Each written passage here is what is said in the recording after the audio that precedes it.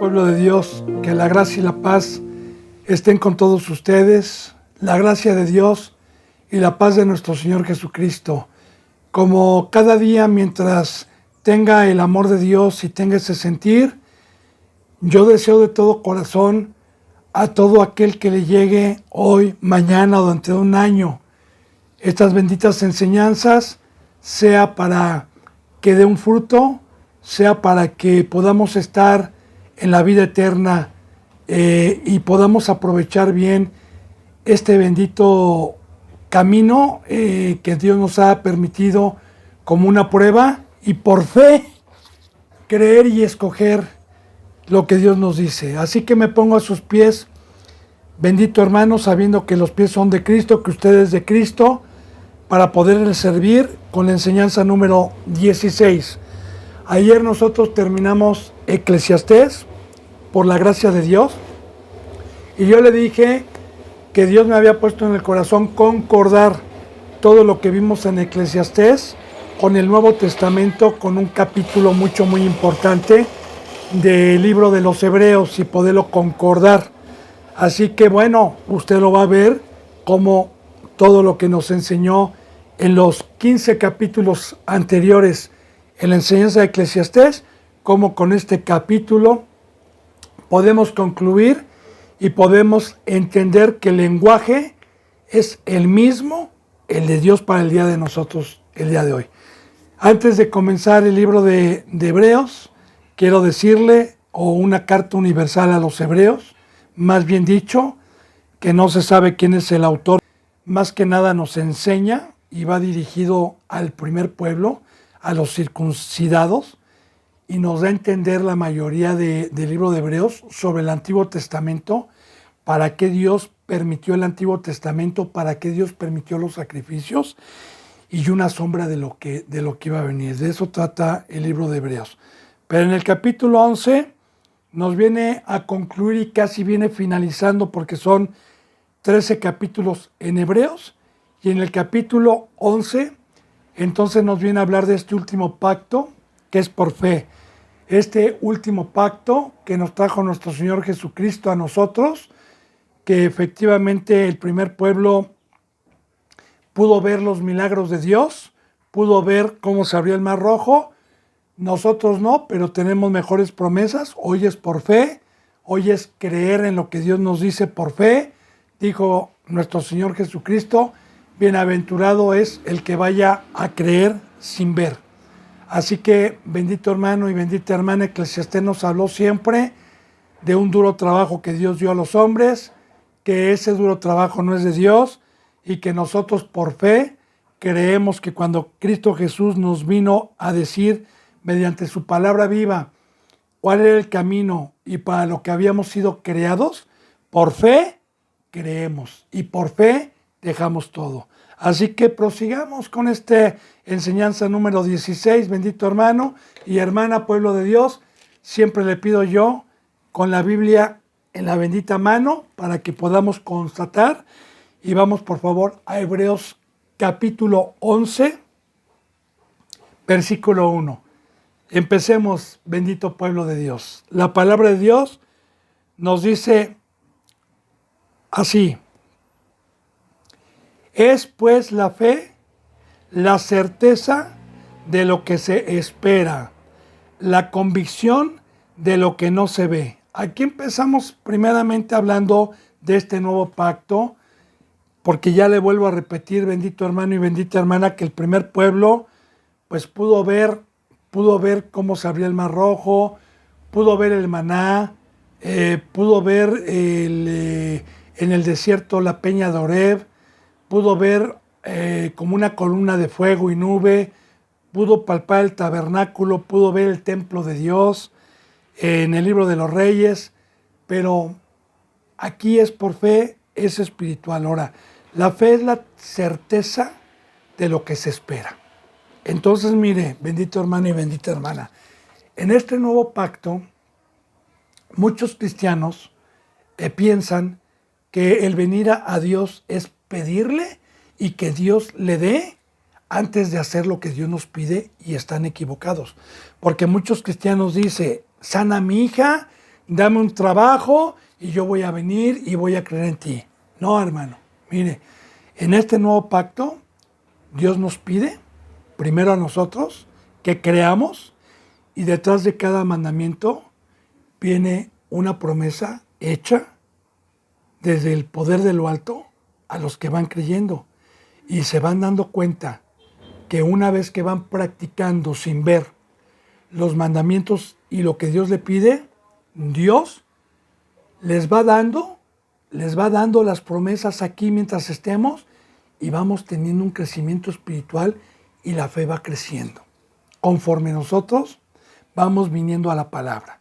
Le explico también sobre la fe para que pueda entender bien esto, porque nos metemos en esto, porque precisamente el dejarlo todo, el dejar ese duro trabajo, el creerle a Dios, porque no le creen a Dios hoy, porque yo he predicado, o más bien Dios ha predicado siempre por medio mío ese tema y me dicen que estoy loco, que estoy mal, que es mentira, pero está escrito en la bendita palabra de Dios. Por eso estamos hablando de la fe. Pues es muy importante decirle qué es la fe. En el Nuevo Testamento, nuestro Señor Jesucristo dijo que si tuvieras fe como un granito de mostaza, tú serías el árbol más grande de todos en el huerto. Que si tuvieras fe como un granito de mostaza, tú le dirías a las montañas, muévanse, y las montañas se moverán. Le voy a explicar. Mire, cuando viene el Evangelio y cuando Dios así lo diseñó y así lo permitió a los seres humanos, y cuando vienen por primera vez a mostrarnos el camino y el Evangelio, las buenas nuevas de salvación que vino a traer el Hijo de Dios y que nos encargó a nosotros lo mismo, y cuando llegamos, entonces, fíjese bien, si no cree en el Evangelio, que es que Dios le pide una pequeña fe para creer en el primer mensaje, que es precisamente que el pecado entró al mundo por un hombre y que por el pecado entró la muerte y que Satanás tuvo el gobierno del ser humano y que era necesario arrepentirse, reconocer que éramos pecadores, creer que el pecado entró por un hombre y por el pecado la muerte, y haber creído también que Cristo Jesús nos trajo una cruz, un bautizo, y que por fe yo iba a morir en la carne y por fe iba a recibir un poder de lo alto que me iba a resucitar para pasar a ser hecho hijo de Dios y iba a recibir una circuncisión en el corazón para ser pueblo de Dios. Bien, todas esas cosas, cuando el Evangelio llegó a mi vida, yo no las veía. A mí me lo dijeron, pero yo dije, es la Biblia, es la palabra de Dios. Yo sí creo, amén. Entonces, empecé con ese granito de fe en creer en el primer mensaje, porque si usted no cree en el primer mensaje, pues se amoló. No puede penetrar a la bendita palabra de Dios. Ahora bien, creo en el primer mensaje y ya fue esa semillita tan pequeña de la que habla Dios. Y ok, creí, entonces resucito, empiezo a venir a la palabra, y si yo me di cuenta que con lo primero que hice hubo vida, porque yo le puedo dar testimonio de la transformación y de lo que sentí cuando me bauticé conforme al Evangelio, que fue algo maravilloso en mi vida, y cómo en ese tiempo que yo tenía mucha adversidad y tenía un problema muy grande en mi vida que nadie me podía resolver, cómo el bendito poder de Dios me consoló y mi vida empezó a cambiar desde ese momento con ese granito de fe. Ahora vine a la palabra y me dio el segundo mandamiento y tuve acceso a los mandamientos porque, como dicen Romanos, que en el momento en que vino alguien a predicarme la palabra y yo me arrepentí y empecé a venir a la palabra, entonces la bendita palabra de Dios me hizo abundar en pecado conforme al conocimiento, porque vine a la palabra y empecé a ver que todo lo que hacía era malo y empezó a abundar el pecado. Y yo dije, ¡ay, Señor! Como vimos en Eclesiastés, todo eso no era tuyo, Señor. pero también dice la palabra en Romanos que abundó la gracia, que abundó el poder de Dios a los que tienen fe para ir creyendo y para ir haciendo cada mandamiento. Entonces, así, conforme cada mandamiento lo iba haciendo, había una promesa detrás de cada mandamiento. Dios me decía, hazlo y comprobarás. Lo hacía y comprobaba. El otro mandamiento lo hacía y comprobaba. Y así va creciendo la fe. Eso depende de ustedes, ¿verdad? La fe es creer que cuando Dios me dice, por ejemplo, por decirle, ¿verdad? Salta de la azotea y te di unas alas donde vas a poder volar y no vas a tropezar. Y la fe es, sin dudarlo, tener la convicción, tener la certeza de que si Dios me lo está diciendo, voy a saltar de la azotea y voy a decir, wow, wow. Yo le hablando espiritualmente, porque así me dijo Dios, tú vas a poder caminar en el mar, que es caminar en el mundo, caminar arriba y abajo todos los deseos de la carne, toda la mesa de Satanás abajo, porque el mundo es un mar, bíblicamente, y cuando Él me dijo, vas a poderlo hacer, yo creí y tuve la plena certeza que Dios me dijo que podía alcanzar la estatura del varón perfecto, que Dios me dijo que podía ser a imagen de su Hijo Jesús, que Dios me dijo que podía ser un ser espiritual, pero que tenía que primeramente tener fe y ir haciendo sus mandamientos. Por eso, le vuelvo a repetir, hay muchos cristianos que se acercan a pedir, ese no es el camino de Dios. Ese no es. Aquí la fe, bendito hermano, el que se acerca, no recibe las bendiciones más que la resurrección, el poder, y de ahí en adelante todas las bendiciones que hay para un cristiano mientras esté en el planeta Tierra, se van ganando conforme vamos haciendo los mandamientos de Dios. Entonces, también de igual manera, que si tú tuvieras fe, le dirías a esta montaña, muévete, y la montaña se moverá. Muchos quieren acomodar lo terrenal a lo terrenal. Recuerde que la bendita palabra de Dios siempre es simbólica. El tema que vimos en Eclesiastés es un tema que es una montaña para los hombres que no pueden mover, dejarlo todo, estimarlo todo como basura, dejar su cultura, dejar lo que aprendieron de sus ancestros, dejar ese duro trabajo que Dios dio a los hombres, tener fe de que Dios nos va a dar lo necesario para el cuerpo humano, tener fe de que tenemos que trabajar. Entonces, si usted tiene fe, eso que muchos cristianos no pueden mover porque es imposible y es una montaña para ellos, con fe se puede mover cualquier montaña. Lo que es imposible para el hombre es posible para Dios y para todo aquel que en Él le cree.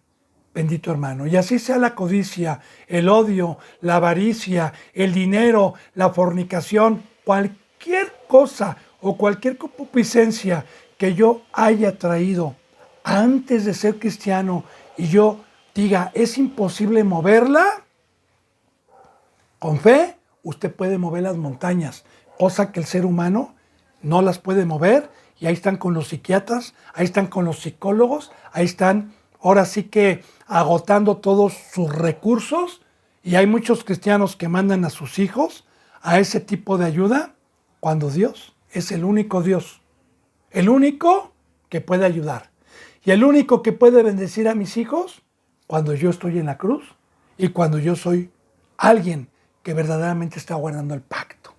Entonces, ahí vamos hablando de la fe, bendito hermano y bendita hermana, porque también tener hijos desobedientes, tener hijos que dan dolores de cabeza es una montaña que no se puede mover. Ya cuando quiere que le hable de ese tema, sobre las bendiciones, sobre los hijos, con mucho gusto. Pero yo ahorita le estoy hablando de la fe. Y es tener la certeza, y la certeza es que cuando Cristo Jesús me dijo, toma mi cruz y déjalo todo, yo dije, claro que sí, Señor, porque me vas a dar el poder, me vas a dar la gracia, me vas a dar todo. Y yo creo sin ver que ese duro trabajo lo diste tú porque lo dice tu palabra, porque el hombre pecó, Señor, y porque vino Cristo Jesús en tu misericordia y me está regresando para lo que fui. Esa es la fe, bendito hermano y bendita hermana. Por eso empezamos con este versículo. Entonces es tener la certeza de lo que se espera. Ahí está, fíjese bien, de lo que se espera. Porque Si Dios me da en el momento que yo le digo dame y luego te doy, pues ¿qué voy a esperar? ¿No? Primero Él te dice haz y espera la promesa. Entonces la fe es, y este es el pacto, así lo estableció Dios, así. Cada bendición que Dios me va prometiendo en la Biblia es solamente cuando yo voy haciendo su mandamiento y voy viendo que Dios es fiel. Voy viendo que Dios, lo que está escrito, es veraz, tanto en las malas como en las buenas. Entonces dice, la convicción de lo que no se ve, aquí está, tener la confianza, la convicción, porque las promesas de Dios no se ven. A mí me dijo que me iba a quitar la codicia, que me iba a dar una forma, que me iba a dar las alas. Yo no lo veía. Y mucha gente no lo ve, porque este pacto es de fe. Solamente el que ha comprobado, solamente el que ha cargado con la cruz, solamente el que entonces puede dar testimonio de que Dios es veraz, pero el precio es personal, bendito hermano y bendita hermana. Dice en el versículo 2, porque por ella, por esta fe, fíjese bien lo que dice, porque por ella alcanzaron buen testimonio los antiguos.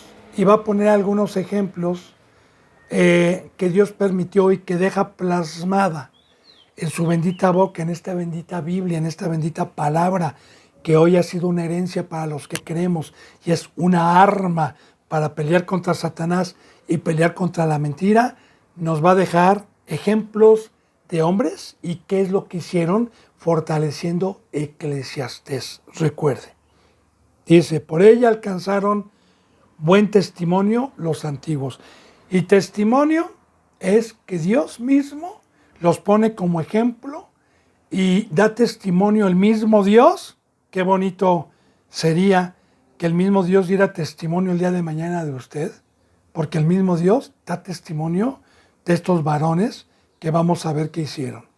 Dice en el versículo 3, por la fe entendemos haber sido constituido el universo por la palabra de Dios, de modo que lo que se ve fue hecho de lo que no se veía. Y esto es muy importante, ateos. Claro que esta enseñanza no es para ateos, ¿verdad? Pero si algún día alguno le puede, pues bueno. Mire, cuando nosotros sabemos que por la fe, por la palabra fue constituido, por la palabra de Dios fue constituido el universo, entonces sabemos que hay un Dios todopoderoso. Sabemos que hay un ser que creó absolutamente todo. Un ser creador de animales, de estrellas, de universo, de ríos, de mares, de animales, de seres humanos, de ángeles, absolutamente de todo. Pero es muy importante poner atención a esto. Por la palabra de Dios fue constituido todo.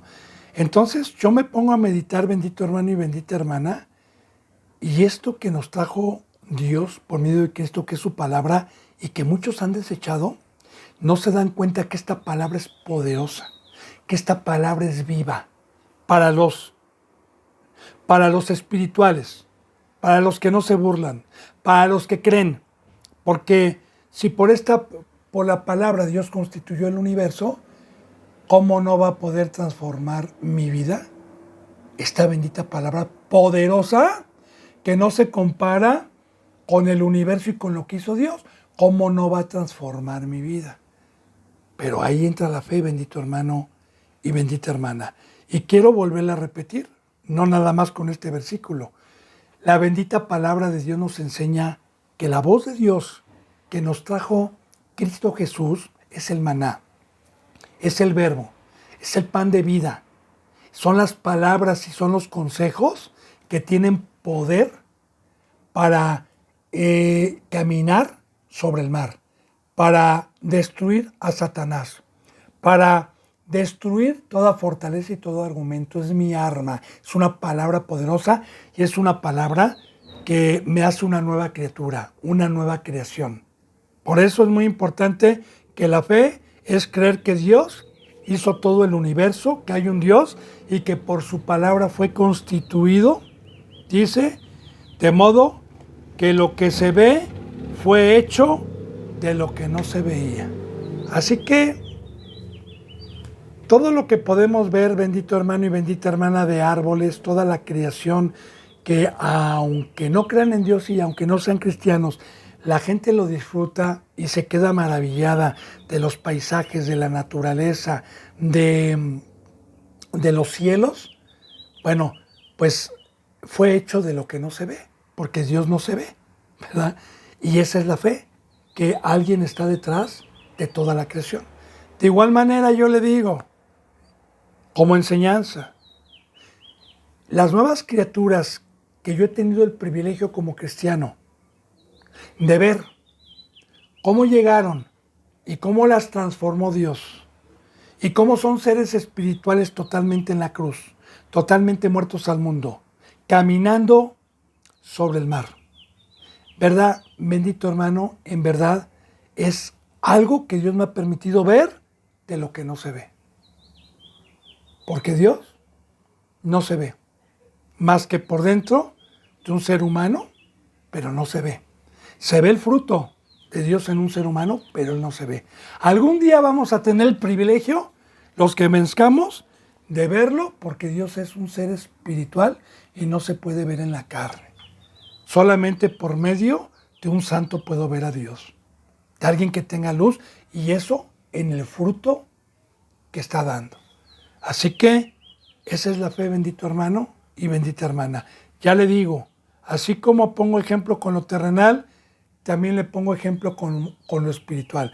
Yo veo a muchos cristianos donde no veo al Dios invisible porque sus vidas no han sido transformadas. Piensan que por no ir a la villa, piensan que por no adorar esos muñecos ya son cristianos. No, un cristiano es una nueva criatura, es un ser espiritual, es un ser angelical, es un ser que está en la cruz, es un ser que tiene la imagen de Dios, es un ser que tiene la imagen de Cristo, es un ser que está dando luz, es un ser que está caminando como caminó Jesucristo, es un ser con misericordia, es un ser que está trabajando en la obra de Dios. Y para poder lograr una conversión en el ser humano, lo he visto yo, he tenido el privilegio por no practicar el pecado, porque los fariseos y los que practican el pecado no pudieron ver a Cristo, no pudieron ver a los santos.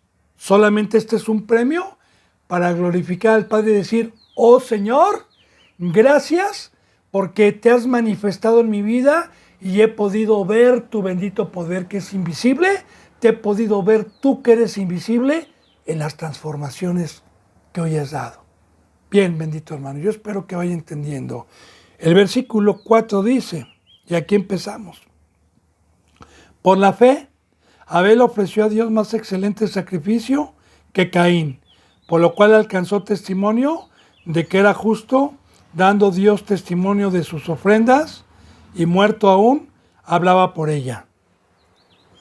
Abel y Caín. Los primeros ejemplos que Dios pone de los primeros seres humanos que tuvieron una comunión con Dios, Adán y Eva, y que Adán y Eva enseñaron el camino de Dios aún fuera del Edén a sus hijos. Porque dentro del Edén, Adán y Eva, que perdieron el huerto, que perdieron el trabajo, como ya lo hemos visto en enseñanzas pasadas, por el pecado y que Dios los expulsó, también la palabra de Dios dice que Dios los vistió. Que el primer sacrificio que hace Dios en el planeta Tierra, la primera muerte que se nombra en la Biblia física, no espiritual, sino física, porque la espiritual fue la de Adán y Eva, separación, pero yo digo física. Fue cuando Dios vistió a Adán y Eva y estuvieron desnudos, hizo un sacrificio de un animalito para vestirlos y para que no estuvieran desnudos. Claro, el que tenga oídos, acomode lo espiritual, porque desde ahí nos estaba profetizando Dios, que nosotros estábamos desnudos por el pecado y que un sacrificio tuvo que haber, el Cordero de Dios, que lo puso también para vestirnos y no estar desnudos ante Satanás, que habla espiritualmente por medio de la presencia de Dios. Bueno, entonces, Adán y Eva son expulsados, y en el Edén no tuvieron hijos. Ellos se conocieron hasta fuera. Dios permitió que tuvieran un hijo llamado Caín, que fue el primogénito, y Abel, que fue el segundo. Ahora bien, sus padres les enseñaron el camino de Dios porque los dos llevaron ofrenda a Dios. Tuvieron que haber sido enseñados, obviamente, que había un Dios que había que ofrecerle ofrendas y sacrificios. Ahora, ya como una sombra de lo que iba a venir, porque todo es una sombra, hoy en el cristianismo, Dios no quiere dinero, Dios no quiere que usted le traiga carros, alhajas, despensas, comida. No, eso no quiere Dios. Dios quiere sacrificio. Quiere sacrificio, como dice en Romanos capítulo 12. Presenten vuestros cuerpos en sacrificio vivo, santo y agradable a Dios, que es vuestro culto racional. Y de igual manera, para que yo pueda como representante ofrecer hoy, no animales, como en el Antiguo Testamento, que se le ofrecían animales no enfermos, jóvenes, sin mancha, jóvenes, se escogía lo mejor del ganado para llevarlo, sacrificarlo ante Dios y ofrecerle la sangre y la carne a la leña, al carbón, y que la carne desapareciera. De igual manera, recuerde, bendito hermano, que el Antiguo Testamento era una sombra de lo que iba a venir. Todo esto le estoy explicando para que entienda bien lo de Abel y lo de Caín. Para allá vamos. Yo le pido paciencia siempre, porque a mí me gusta bien desglosar la bendita palabra de Dios. Entonces, bien, el día de hoy, a mí Dios me dijo, sacrificio quiero, y la iglesia que en aquel momento se presentó en mi vida, que me predicó el bautizo y la cruz de Cristo Jesús, para quemar mi carne por medio de la fe y por medio del Espíritu Santo, y ofrecer mi sangre en un discipulado poco a poco hasta llegar al crecimiento espiritual.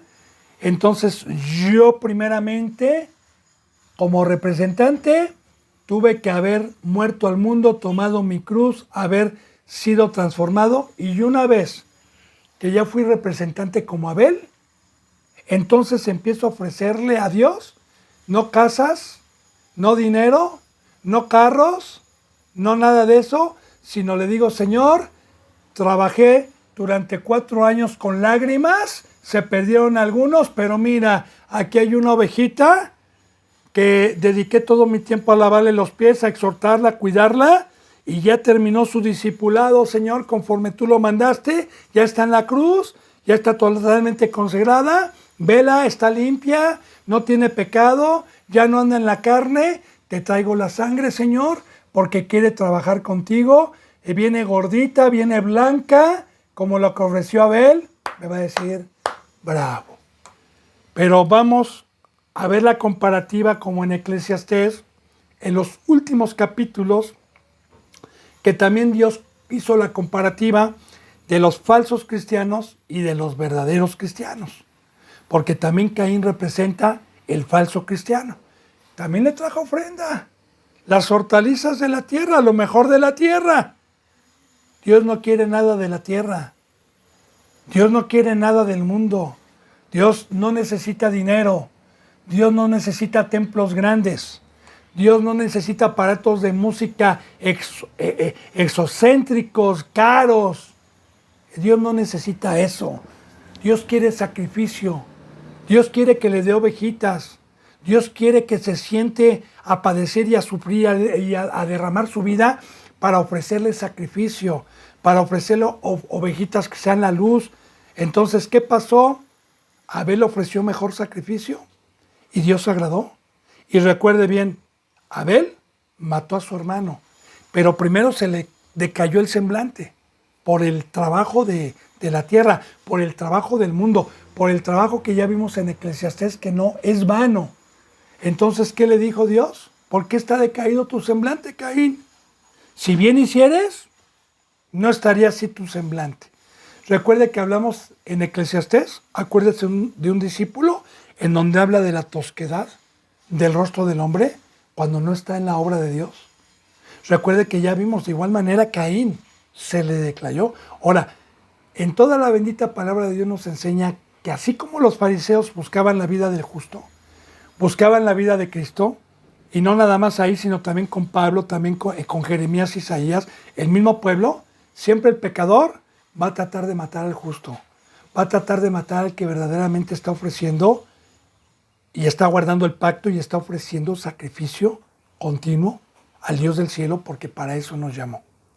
Bien, entonces, ahí está. Ahora bien, para poder ofrecer un sacrificio como el que Abel ofreció, se necesita, bendito hermano y bendita hermana, haber tomado la cruz y haber muerto al mundo totalmente y haber consagrado mi vida al cuerpo de Cristo todos los días, como ya le he dicho, todos los días, y estar vigilando con amor a las ovejitas.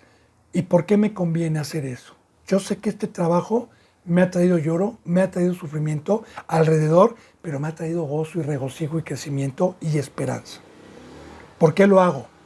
Lo hago precisamente por fe. Lo hago porque sé que va a haber un juicio. Lo hago porque Dios me dice que todo árbol que no dé fruto va a ser cortado y desarraigado.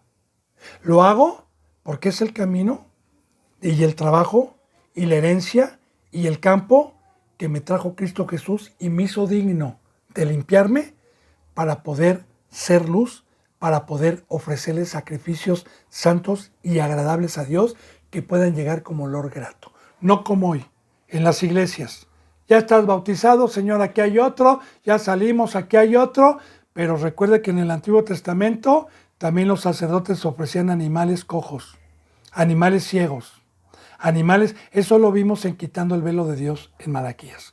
Yo espero que recuerde a los que han dado un seguimiento. Y a los que no, le recomiendo que busque en Quitando el Velo de Dios para que podamos reconocer los verdaderos representantes como Abel y poder discernir a los de Caín que hoy se dedican a ofrecer cosas a las cuales Dios no le agrada. Pero aquí dice que por la fe Abel ofreció mejor sacrificio que Caín. Ojalá vayamos entendiendo, bendito hermano y bendito pueblo de Dios. Por la fe, Abel ofreció a Dios más excelente sacrificio que Caín, por lo cual alcanzó testimonio de que era justo. Y aquí está la contestación, fíjese, lo que yo le digo. Para poder ofrecer un sacrificio que agrade a Dios, primeramente debo de ser justo. O sea, sin pecado. Para que yo pueda trabajar en la obra de Dios, recuerde, bendito hermano y bendita hermana, que lo vimos nosotros también en Quitando el Velo de Dios, cómo debe de ser un representante. Lo vimos en Timoteo, lo vimos en Tito. El obispo debe de ser irreprensible, debe de ser casto de sí mismo, no dado al vino, no iracundo, de una sola mujer, que tenga buen testimonio de los de afuera, que no se le pueda señalar de pecado en pocas palabras. Mire, hermano y hermana, en verdad, muchos que hoy están en los altares, proféticamente yo no voy a juzgar porque yo no puedo decir, yo he escuchado a representantes decir, pero es triste que hayan cambiado la gloria de Dios por el dinero, por la fama, por la música. Yo no puedo decir eso porque ya está escrito. Sí nos entristecemos, sí nos da como Cristo Jesús, ¿verdad? Pero ya está escrito y yo no puedo ir en contra de algo que ya está escrito.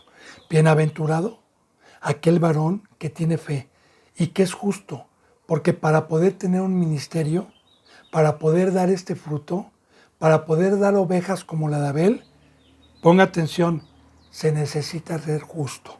Pero ¿sabe qué, bendito hermano y bendita hermana? Sin fe yo no puedo sanar mi corazón. O más bien, Cristo Jesús no puede sanar mi corazón. Porque yo antes estaba descarriado, antes era un pecador y hoy soy un servidor. Hoy soy un ángel, hoy soy un ser espiritual, hoy soy un instrumento por la misericordia de Dios que me utiliza para dar la verdad. Así que esto es por fe, bendito hermano. Dice entonces, por lo cual alcanzó buen testimonio de que era justo, dando Dios testimonio de sus ofrendas. Ahora, no yo, no nadie. ¿Quién está dando testimonio en la Biblia? Dios, la palabra es de Dios. ¿Para qué está dando testimonio si Abel ya no está aquí? ¿Para qué está dando testimonio si Caín ya no está aquí? ¿Para qué lo está permitiendo Dios? Por amor a usted, por amor a mí, para saber cuál es el camino, para no ser engañados, para comprender la verdad. Dice entonces, aún y muerto aún, habla por ellas. Es como le digo, ya no está vivo, pero aún muerto, sigue hablando Dios de sus obras. De igual manera de Pablo, de igual manera de Jeremías, de igual manera de todos los que mueren, bendito hermano y bendita hermana, haciendo, más bien guardando el pacto de la obra de Dios. Y a los que creyeron, siempre sus obras van a hablar. Siempre Dios se va a acordar, como dijo Cristo Jesús, nunca olvidaré a aquellos que tuvieron fe y dedicaron sus vidas al negocio del Padre. Bien, dice, por la fe, Enoc fue transpuesto para no ver muerte y no fue hallado porque lo traspuso Dios y antes que fuese traspuesto tuvo testimonio de haber agradado a Dios. Enoc. ¿Quién fue Enoc? Bueno, la bendita palabra de Dios nos dice que cuando Adán y Eva pecaron, Caín se fue a un lugar llamado Nod, en donde encontró esposa y hubo una descendencia de ese lado, de pecadores. Y también Set, que fue un tercer hijo, que cubrió el lugar de Abel y que fue justo y que hizo las cosas como Dios mandaba. Hubo dos descendencias, hubo dos pueblos. También bendito hermano y bendita hermana. Este tema que les estoy diciendo son temas que están muy transgiversados por el pecado. Y que si Adán y Eva eran los únicos, que cómo va a haber más creación. Mire hermano y hermana, cuando usted quiera, ahí están mis teléfonos para aclararle toda duda. Pero recuerde, desde Génesis vienen dos creaciones. Una que Dios hizo y los bendijo y los puso en el planeta Tierra, y otra en el Edén. Estaban bendecidos por Adán y Eva, pero estaban en otro lugar y señoreaban sobre el mar, señoreaban sobre los peces, señoreaban, mas no Adán y Eva, porque Adán y Eva en el Edén habían otro tipo de animales, también les pusieron nombre, ¿sí? Pero en el Edén era muy distinto. Pero eso yo se lo puedo comprobar con la Biblia, meditándola bien, meditándola y escudriñándola. Porque recuerde, bendito hermano y bendita hermana, bienaventurado el que tiene sed y hambre. ¿Qué dice Dios? El que busca encontrará, el que escudriña encontrará. Pero se necesita santidad. No crea que yo estoy inventando las cosas. Y ahí, cuando alguien no peca, se aclaran muchas dudas de muchos cristianos que se han ido confundidos por no poder entender bien la bendita palabra de Dios. Bien, entonces hay una genealogía de Caín, de este pueblo que cuando entró el pecado, porque dice la palabra que por un momento el pecado al mundo y por el pecado entró la muerte, por cuanto todos pecaron. Entonces, por culpa de Caín también esa descendencia que ya estaba, se echó a perder pecadores. Ahora bien, es ahí donde se va Caín, ¿verdad? Y hay dos genealogías en la Biblia. Usted lee Génesis y hay una genealogía de Caín, de ese pueblo que estaba apartado de Dios, y una genealogía de Set, del tercer hijo. Ahora, los dos estaban separados. Los unos adoraban a Dios y los otros no adoraban a Dios. Y habla de los patriarcas, de los primogénitos de esa descendencia de Set.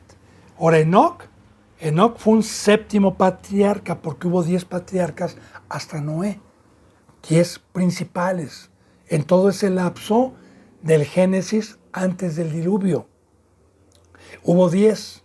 Ahora bien, ¿qué pasó con ese primer pueblo? Pues bueno, mire, hubo pecado porque Dios siempre ha dicho que no podemos unirnos en yugo desigual, que no podemos unirnos con los pecadores, que no podemos tener concordancia con el mundo, con los que pecan, hasta la fecha. Y no nada más hasta la fecha, también en el primer pueblo, también a los judíos. Los judíos, cuando adoraban a Dios, no podían contaminarse con las demás naciones, no podían tener amistad con las demás naciones. Es por eso que Dios, cuando les da la tierra de Canaán en el tiempo de Josué, no tenían que dejar a nadie con vida, no tenían que unirse, no tenían que adorar sus dioses, tenían que hacerlos a un lado. Pero bueno, yo más o menos, bendito hermano y bendita hermana, le voy dando un resumen para que podamos entender. Entonces Enoc, habiendo maldad y habiendo otros que estaban ahí, Enoc fue traspuesto. ¿Qué es traspuesto? Traspuesto es que no experimentó una muerte en el cuerpo, que no se le paró el corazón, que él no experimentó una muerte por enfermedad o por asesinato o por vejez, que él fue arrebatado, y ahorita le voy a explicar lo de los cuerpos. De hecho, hubo dos en el Antiguo Testamento que fueron traspuestos. El otro fue Elías, que también no experimentó muerte y fueron traspuestos. Ya proféticamente, ahorita le voy a explicar, proféticamente, profetizando Dios estos últimos tiempos de apostasía, que los que verdaderamente, bendito hermano y bendita hermana, los pocos cristianos que queden guardando, porque van a ser muy pocos, y que agraden a Dios, Dios nos habla de un arrebatamiento en la Biblia, en Tesalonicenses, en Apocalipsis. Proféticamente nos habla de un arrebatamiento para los que hayan quedado y que no van a experimentar la muerte del corazón ni de una enfermedad, sino que van a ser arrebatados. Muchos dicen, ¿y qué va a pasar con los cuerpos? Mire, yo estoy hablando de un Dios poderoso. Estoy hablando del Creador de los cielos y de la tierra. Estoy hablando de un Dios inimaginable, incomprensible. Si usted, bendito hermano y bendita hermana, no tiene la capacidad mental para describir el universo y las distancias que hay, menos puede tener la capacidad para dar expresión de ese que hizo el universo y que lo tiene en el hueco de su mano derecha. No puedo, no les al hombre expresar el tamaño de Dios. Algún día lo vamos a conocer y eso va a ser un premio de poder ver su grandeza y poderlo contemplar al quien venzca. Eso va a ser un premio mientras nos deja aquí. Entonces, Enoc, le decía esto porque para mí el cuerpo humano Dios lo puede desintegrar en un segundo si quiere.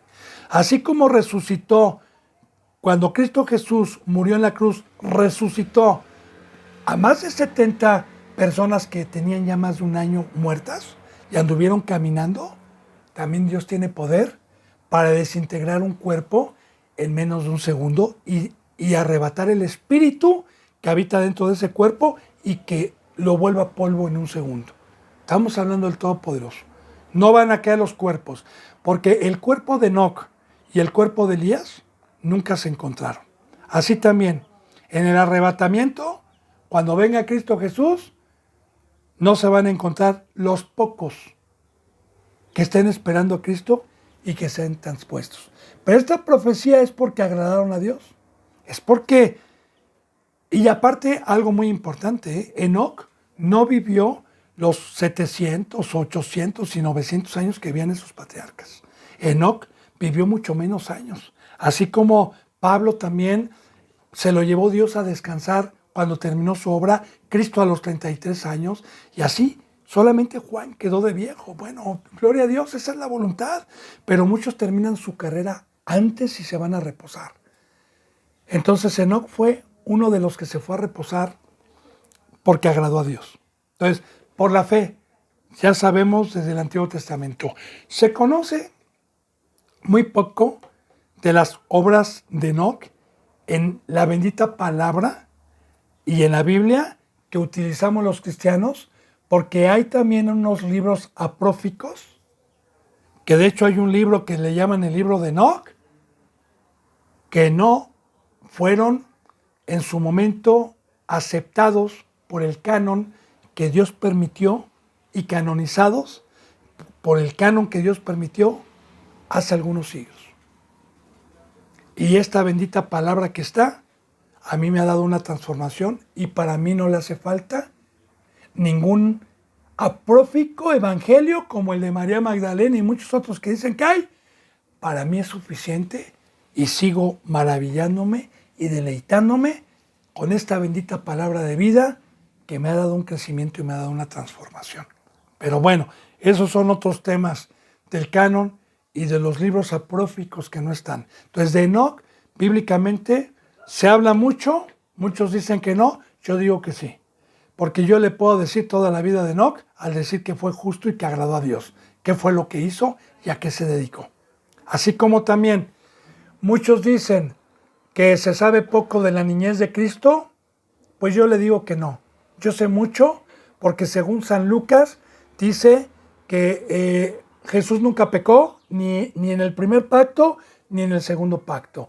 Que María y José le enseñaban a su hijo el camino del primer pacto, que el niño era obediente a sus padres y iba creciendo en sabiduría. Entonces, Jesús, si usted conoce la Biblia del Antiguo Testamento, los rituales y lo que se hacían todos los días, ya sabe lo que hacía Jesús todos los días. Bien, entonces, de igual manera Enoc fue un hombre justo que agradó a Dios. Así como Abel, también Enoc ofrecía sacrificios, se dedicaba al pastoreo como una sombra terrenal de lo que iba a venir y estaba totalmente sujeto a Dios, daba palabra, daba testimonio y ok. Entonces está dando testimonios de que por fe estos hombres pudieron salir de toda la basura de lo que trajo Satanás, recuerda, o más bien el pecado y que Dios torció. Ahora, entonces dice, pero sin fe es imposible agradar a Dios, porque es necesario que el que se acerca a Dios crea que le hay y que es galardonador de los que le buscan. Ahora, sin fe es imposible agradar a Dios, porque si yo no creo que tengo que dejar mi trabajo, que tengo que dejar el mundo, y empiezo a decirle legalista, empiezo a decir yo no estoy de acuerdo, y empiezo a mis razonamientos, y empiezo a torcer las escrituras, que es un fruto que Dios le da para creer en la mentira, pues entonces no voy a poder agradar a Dios, porque me voy a dedicar precisamente a la obra de Satanás, y con lo único que yo puedo agradar a Dios es trabajar en su empresa, trabajar en su viña, trabajar en lo que Él me vino a dar por medio de Cristo, ser luz, ser sal, dar fruto, ser trigo, ser agua. Entonces, solamente con fe, y fe es decir, porque sí se necesita mucha fe. Cuando Dios me dijo a mí, deja tu vida, deja todo, yo le dije, Señor, pero ¿cómo crees a mis 42 años? ¿Qué voy a hacer? ¿De qué voy a vivir? Tengo una esposa, tengo un hijo, Señor, por favor. Necesito recuperar el dinero que perdí, Señor, porque perdí mucho dinero. Necesito asegurar mi vida. Y Él me dijo, yo te voy a dar, tú trabaja en mi obra, tú toma tu cruz.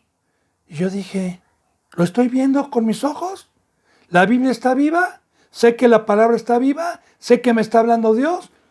Tuve dudas, Dios me las contestó, me lo hizo saber y estar plenamente seguro porque Dios no es un Dios de confusión. Y dije, amén, lo hago, Señor. Y hasta ahorita, ahora ya no doy testimonio de la fe. Ahora doy testimonio de que Dios es veraz y que todo lo que me ha prometido Dios conforme fui haciendo los mandamientos, hoy doy testimonio de la grandeza, de la fidelidad, del amor de Dios y de que Dios ampara, pero únicamente, bendito hermano y bendita hermana, a los que tienen fe. Porque sin fe es imposible agradar a Dios.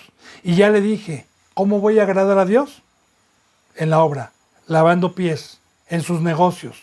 Pero hay que tener fe para poder tomar la cruz y para poder desprenderse de toda esa vida, la cual recibí de mis ancestros, la cual recibí por años del mundo, y que Cristo Jesús me trajo un camino nuevo y que solamente por fe se puede creer, porque para eso nos hizo Dios, para servirle, Para eso nos diseñó Dios, para servirle. Pero aquí entra la fe. Por eso hay tantas iglesias cristianas que no agradan a Dios porque no tienen fe, porque no creyeron y dijeron, dura es esta palabra. Para mí que se está equivocando. Para mí que significa esto. Bueno, ahí está. Por eso, bendito hermano, leímos todo Eclesiastés y bendita hermana. Ahora dice, porque es necesario que el que se acerca a Dios crea que le hay, crea que recibió un espíritu, crea que recibió a Dios adentro, crea que recibió un poder para cargar con la cruz, para estar crucificado, para ir a pelear con el adversario, para que el mundo me aborrezca y no me regrese para atrás, para poder caminar sobre el mar, para poder ofrecer víctimas conforme a su pacto. Entonces, ahí está. Es necesario que crea que le hay Dios con nosotros, Emmanuel. El Espíritu Santo derramado en toda carne a los que creen. Es necesario. Ya, entonces yo por fe, y Cristo Jesús también, sabiendo que tenía a su Padre adentro, pudo ir a la cruz, pudo cumplir su ministerio, pudo ser obediente hasta la muerte, igual Pablo, igual Pedro y igual todos los que tuvieron fe. Porque Dios siempre ha estado con nosotros y con el ser humano que ha creído para guardar sus obras y su camino. Amén. Dice entonces aquí, fíjese bien, y que es galardonador de los que le buscan. Ahora, galardonador es recibir premios prometidos por Dios a los que tienen méritos de poderlos recibir. Dios nos manda, nos promete oro, plata, sabiduría, crecimiento, vista. Nos promete un yelmo, una coraza, una espada. Nos promete caminar en el mar, que son todos estos son premios conforme uno va creyendo y conforme uno se va alejando del pecado y del mundo. Entonces es galardonador de los que le buscan. Y yo le digo algo, bendito hermano y bendita hermana, los galardones que da Dios son espirituales, no son terrenales. Yo le vuelvo a repetir y reto a todo hijo del diablo que predica lo contrario, que Dios jamás promete riquezas terrenales. Nunca promete eso. Que Dios es un ser espiritual que nos habla de riquezas totalmente a las que trajo el diablo. Entonces es galardonador de los que le buscan. ¿Y qué es buscar a Dios? Porque es muy importante saber qué es buscar a Dios. ¿Sabe dónde lo encuentro? ¿Sabe dónde lo va a encontrar? En la fe y en el amor al prójimo. Va a encontrar a Dios en el campo, como Orfa. ¿En dónde encontró a vos? Una vez que salió de Moab, una vez que pasó la frontera y una vez que fue al campo a cegar, ahí vio a vos. Y le dijo, ¿por qué he hallado gracia delante de ti? Le dijo, Ruth, a vos. Y vos le dijo, porque he sabido lo que has hecho con mi parienta. He sabido que dejaste Moab. He sabido que viniste aquí para espigar en mi campo. No te vayas a otro campo, hija, quédate aquí. Amén. Ahí está, hermano. Ese es el galardón. Ese es el premio a los que le aman. Eso es lo que Dios nos da a los que le amamos. Bueno, a los que le buscan. Y ahí lo encuentro. A Dios no se encuentra en el mundo. A Cristo no se le encuentra abajo. A Dios se le busca, se le encuentra en los montes. A Dios se le encuentra en las azoteas. A Dios se le encuentra arriba, a los que tienen las alas, no en el hoyo, no en la profundidad del mar, no en Egipto, no en Moab, no aquí en el mundo, bendito hermano. Ahí no puede encontrar a Dios. Entonces, para buscarlo hay que subir la escalera, que ya lo vimos en las bienaventuranzas de San Mateo. Muy bien. Dice en el versículo 7, por la fe, Noé, cuando fue advertido por Dios acerca de cosas que aún no se veían, con temor preparó el arca en que su casa se salvase, y por esa fe condenó al mundo, y fue hecho heredero de la justicia que viene por la fe. ¿Qué enseñanza tan más grande? Ahora bien, Noé. ¿En qué tiempos vivió? Noé vivió en unos tiempos en donde habían muchos seres humanos ya. Ya le hablé de las dos descendencias, de las dos genealogías, de Set y de Caín, y que Noé fue el 10º patriarca, pero que dice la Biblia que por haberse unido el pueblo de Set, de Dios, con el pueblo del mal, habían gigantes y el mal creció. El mal estaba sobre la tierra. Ahora, ¿había habido conocimiento de Dios? Sí, por medio de Set. Y dice la palabra que Noé, como era justo, y Dios únicamente ama al justo, no al pecador, y el amor es que Dios le diga sus secretos y le dé sus consejos, porque sus secretos el día de hoy es que va a destruir el mundo, es que viene un juicio, es que viene algo horrendo, y el amor de Dios es que me haga saber eso, pero que también me haga saber el consejo para salir de la ira, para salir de lo que va a traer a los pecadores. Ahora, Noé, a los 500 años, él fue un hombre justo, a los 500 años le dijo Dios lo que iba a hacer. Y le dijo, Noé, voy a destruir a todos los seres humanos, pero tú eres justo, Noé, no estés participando con ellos, hazte un arca, como yo te voy a decir. Todo con enseñanzas bíblicas, porque hoy para poder hacer mi arca, que viene en Efesios y viene en algunas partes bíblicas, en donde dice que nosotros estamos edificando el templo, que estamos nosotros trabajando para edificar. Es el mismo ejemplo que le puse de sacrificar lo que Abel llevó, una ovejita, y el ejemplo que yo le puse con la Biblia, de igual manera, edificar es lo mismo, pero con simbolismos diferentes. Edificar es hoy como siervo, que llegue alguien a bautizarse y que yo tenga que trabajar para que Dios le dé la forma conforme a los consejos, exhortándolo y cuidándolo, para que llegue a ser un templo, para que llegue a ser una habitación, para que llegue a ser ese templo que Cristo Jesús destruyó y que vino a levantar con su sangre, para que Dios pueda morar en esa persona y esa persona se convierte en el Verbo y se convierte en un embajador de Dios y pueda entonces dar. Pero para poder edificar eso, que va a ser mi salvación, si estoy trabajando en eso, necesito lunes, martes, necesito tomar mi cruz, necesito haber tenido fe de dejar todo lo que me enseñaron mis padres, todo lo que enseña el mundo, todo lo que enseña Satanás, por todos los filósofos que no tienen esta sabiduría, y creer a alguien poderoso que me está diciendo, ese no es el camino, pero que yo le digo, Señor, es que la mayoría van por ahí, y es que me dice, sin fe no me vas a poder agradar, la puerta es angosta, pocos son. Y ahí empezamos. ¿Cuántos? ¿A cuántos le habló Dios en aquel entonces? ¿Y cuánta gente había en aquel entonces? Había un solo justo.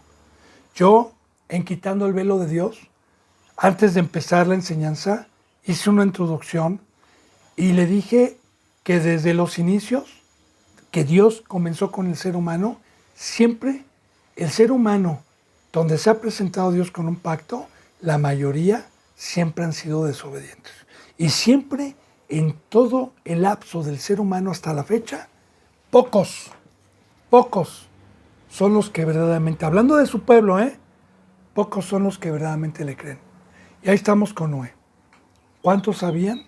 Muchísimos. Ahora, Dios es justo porque Dios no va a destruir a alguien que no tenga una ley. Dios les da oportunidad a todos. O sea, esa gente que destruyó tuvo oportunidad porque antes del diluvio, si usted ha leído Génesis, Dios nos explica, hicieron afrenta al Espíritu de gracia, no contenderá mi espíritu con el del hombre, él es ciertamente carne, y se ve cómo se molesta Dios con ellos, y entonces prepara el Apocalipsis como una sombra el Apocalipsis de Génesis como una sombra del Apocalipsis del que va a venir, porque destruyó a todos los seres humanos y únicamente fueron salvos los que dejaron el mundo. Ahora yo le digo, ¿cuánto tiempo cree que invirtió Noé para poder hacer el arca en que su casa y su familia se salvasen? ¿Cuánto tiempo? Bueno, si usted ha leído ahí en la Biblia, habla de 100 y fracción de años, creo que 120 años, pero más de 100 años duró Noé. Y fue un transatlántico en donde Dios le fue dando el instructivo del material, de la brea, de las ventanas, de las medidas, de los niveles, y se sujetó y empezó a trabajar todos los días, lunes, martes, todos los días, con temor. Y le creyó a Dios que iba a haber un juicio y que iba a destruir al ser humano, como también, ¿se acuerda cómo nos dice Eclesiastés? Témanle a Dios. Témanle a Dios. El meollo de este mundo, de todo este discurso, es que guarde sus mandamientos, que tenga fe, que le crea a Dios, y recuerde que vimos ya en lo último, que dice, acuérdate de tu Criador antes de que te venga todo esto. Acuérdate antes de que se oscurezca el sol, antes de que la luna no se dé su resplandor, antes de que se ha roto el lazo de oro. Y acuérdense que ya vimos parte del Apocalipsis. Ahora, Noé tuvo temor cuando escuchó eso. Hoy nosotros, en la Biblia, pues sabemos que va a ser peor esta destrucción. Peor. Bendito hermano y bendita hermana, este versículo lo voy a dejar pendiente porque es muy profundo, tiene mucha sabiduría para tratar de expresar y concordar lo que nos enseñó Eclesiastés. Se me ha ido el tiempo, bendito hermano y bendita hermana. Yo deseo que Dios me dé salud y que la gracia y la paz estén con todos ustedes. También le digo algo, el día que yo no aparezca, será por alguna enfermedad o será porque Dios me hizo un lado, y mi hijo tiene la instrucción de que si es alguna enfermedad, mi hijo, como en la vez pasada de quitando el velo de Dios, bueno, les informe, ¿verdad?, en lo que Dios me sana. Pues no sé, una enfermedad como la gripa, como lo que hay, porque a mí me da un poquito duro cuando me enfermo de eso. Pero yo le voy a pedir a Dios que me siga dando. Pero el día que me quite por pecado, también le he dicho a algún justo que cuando me vea practicar el pecado, lo haga saber por este medio, porque tiene la orden de Dios, ¿verdad?, para que usted ya no vea estas enseñanzas. Así que esos serían los dos motivos por el cual yo ya no diera algún día esto. Si es por alguna enfermedad física, pues serán 3 días, 4 días, una semana, no sé, y adelante. Pero si Dios me lo permite, mañana continuaremos con la enseñanza número 17. Que la gracia y la paz estén con todos ustedes. Les mando un abrazo y el beso del óculo santo. Hasta mañana, si Dios quiere.